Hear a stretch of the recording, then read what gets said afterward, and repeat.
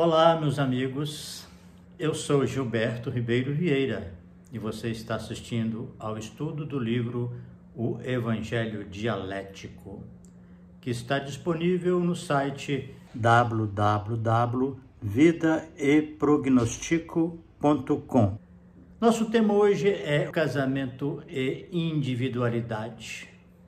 Nós vamos ver que o Evangelho nos coloca essas duas coisas como antagônicas e vamos conversar um pouco sobre isso.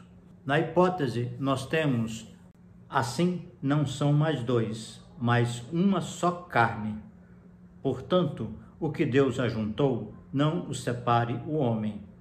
Mateus 19:6.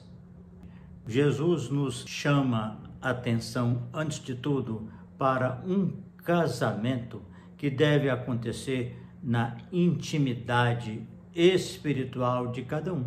Quando ele nos informa que fomos criados macho e fêmea, duas tendências estão unidas de uma forma indissolúvel em cada um de nós. A parte masculina é aquela que tende para a preservação do eu, haja o que houver.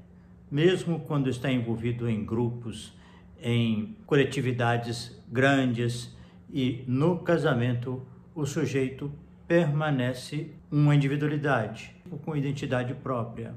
Entretanto, o casamento, uma vez feito no seu íntimo, significa que houve a participação do nós, essa outra face que precisa de relações, que é por natureza carente de vínculos, de afetos, de uniões. Esse casamento é o primeiro.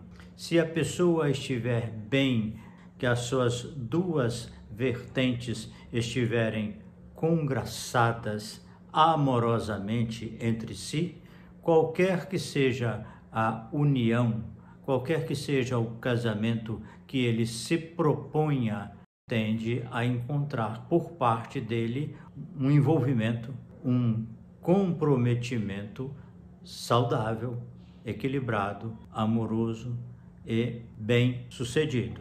Na antítese, nós temos a seguinte observação: mas os que forem havidos por dignos de alcançar o mundo vindouro e a ressurreição dentre os mortos, nem se hão de casar, nem ser dados em casamento, porque já não podem mais morrer, pois são iguais aos anjos. Lucas 20, 35 e 36. Não é incrível que um contrato essencial na vida humana não exista no céu? Não seria o caso, então, de nós abolirmos o casamento e passarmos a viver como os anjos no céu? Para resolver esse imenso antagonismo, nós precisamos da síntese. E como aconteceu nos dias de Noé, assim será também nos dias do Filho do Homem. Comiam, bebiam, casavam e davam-se em casamento até ao dia em que Noé entrou na arca, e veio o dilúvio, e os consumiu a todos. Assim será também no dia em que o Filho do Homem se há de manifestar. Naquela noite estarão dois numa cama, um será tomado, o outro será deixado. Lucas 17, de 26 a 34. Jesus foi didático. O dilúvio é como a vinda do Filho do Homem. E o que é a vinda do Filho do Homem? Nós podemos entender que ele se refere ao processo evolutivo. É como uma crise existencial que se instala quando a pessoa percebe alguma coisa muito importante e que ainda não estava clara. Isso leva a pessoa casada a uma negociação intensa e às vezes demorada com o seu cônjuge, no sentido de fazer aquela mudança na sua vida. E isso pode gerar uma situação em que só um deles abraça essa nova compreensão.